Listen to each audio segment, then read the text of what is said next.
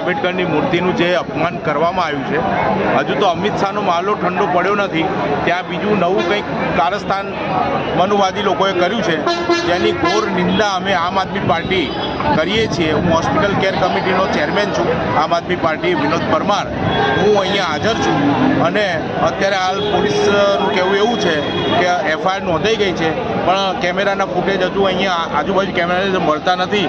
તો જોઈએ હવે આ જેણે નુકસાન કર્યું છે એ પણ મનુવાદી માણસ હશે, એને સજા થવી જોઈએ। અમે આના ઘોર નિંદા કરીએ છીએ અને હું પોતે વિનોદ પરમાર એટલે હું પણ એસસી બિલોંગ છું। જો એસસી સિવાયની બી વાત કરીએ તો બાબા સાહેબ આંબેડકર આખા ભારત દેશના જ બંધારણના ઘડવૈયા છે, એટલે દરેકને આ ભગવાન તરીકે જ અમને જોવા જોઈએ। અમિત શાહનું જે નિવેદન હતું કે આંબેડકર શું કરી રહ્યા છો, એમને પોતે કાયદા મંત્રી છે તો એમને પોતાને આવું બોલતા શરમ આવી જોઈએ। પોતે ગૃહમંત્રી